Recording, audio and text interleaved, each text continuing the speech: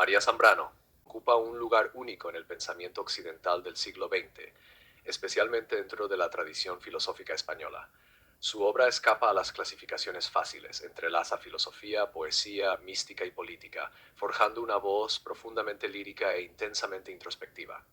La visión filosófica de Zambrano ofrece una alternativa a los modos de pensamiento racionalistas y positivistas al introducir un nuevo camino que ella denominó razón poética, una forma de conocimiento intuitiva y reveladora que reconcilia la experiencia humana con la trascendencia.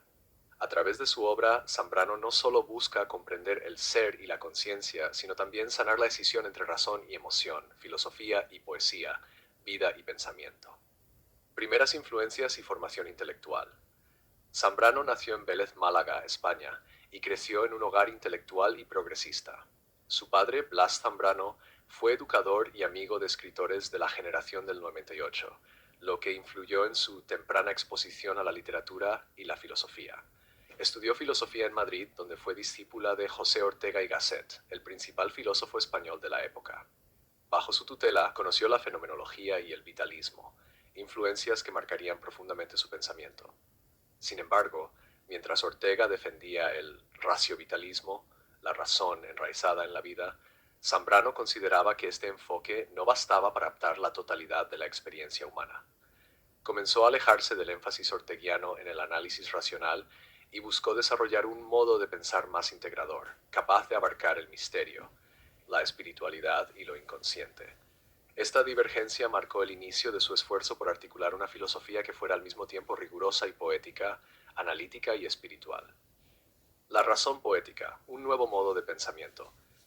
El concepto más importante que Zambrano aporta a la filosofía es el de razón poética, que desarrolla en obras como Filosofía y Poesía, 1939, y Claros del Bosque, 1977. La razón poética no se opone a la razón tradicional, pero representa una forma de conocimiento más amplia e inclusiva. A diferencia de la razón discursiva y abstracta, la razón poética parte de la experiencia vivida, del sentimiento y la intuición, y avanza no a través de la lógica estricta, sino mediante metáforas, símbolos e imágenes. Zambrano sostiene que la filosofía occidental, desde Platón y Aristóteles, ha privilegiado el logos, el pensamiento racional, abstracto y analítico, en detrimento de otras formas de conocimiento. Como consecuencia, la poesía, la religión y el mito fueron marginados y considerados inferiores o no racionales. Ella busca recuperar estas dimensiones olvidadas al reunir nuevamente la filosofía y la poesía, las cuales, según argumenta, surgieron de un mismo impulso originario, el deseo de comprender el mundo y la existencia humana. Para Zambrano, la razón poética es la voz del yo interior, un método para pensar lo impensable, una vía para aproximarse a verdades que escapan a la definición racional. A través de ella se pueden abordar realidades como el sufrimiento, el amor, la belleza y la trascendencia, que rara vez encuentran expresión adecuada en el lenguaje conceptual tradicional. El papel de la persona y el viaje del alma. La filosofía de Zambrano también es profundamente personalista. Sitúa a la persona humana, más que a los sistemas abstractos o las leyes universales, en el centro de la reflexión filosófica. Su pensamiento se enfoca no en conceptos estáticos, sino en el viaje del alma individual, un viaje marcado por el sufrimiento, el exilio, la memoria y la redención. En El hombre y lo divino, 1955, explora la relación entre el ser humano y lo sagrado, argumentando que el ser humano se define por un anhelo de trascendencia.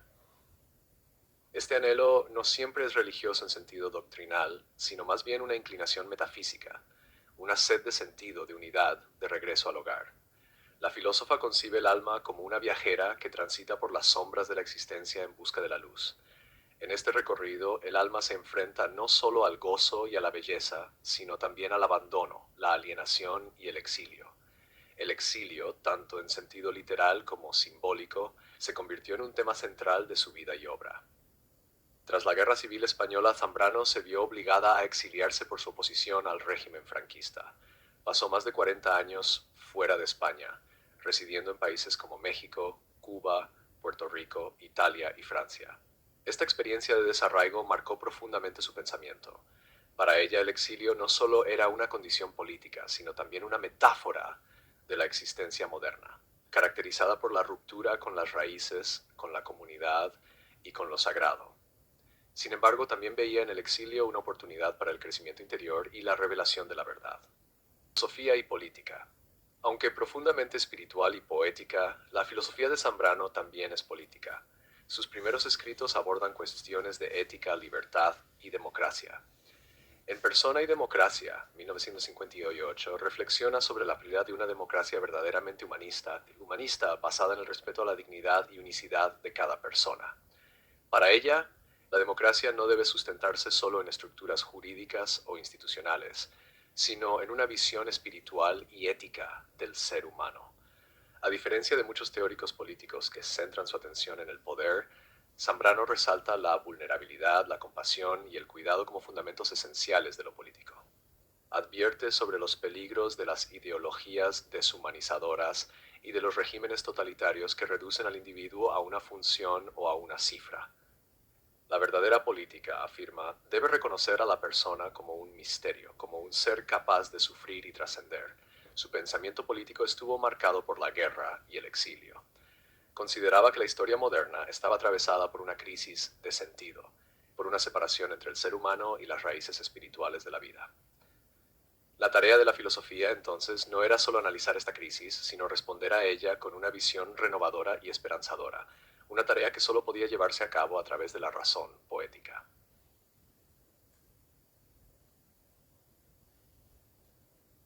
Durante gran parte de su vida, María Zambrano fue una figura marginal, poco conocida fuera del ámbito hispano, en parte por su exilio prolongado y en parte porque su estilo filosófico poético no encajaba en los moldes académicos convencionales. Sin embargo, hacia finales del siglo XX, su obra comenzó a recibir el reconocimiento que merecía. En 1981 fue galardonada con el Premio Príncipe de Asturias de Comunicación y Humanidades, y en 1988 se convirtió en la primera mujer en recibir el prestigioso Premio Cervantes. Su influencia se percibe en pensadoras feministas, poetas, teólogos y místicos contemporáneos que buscan caminos alternativos al racionalismo técnico.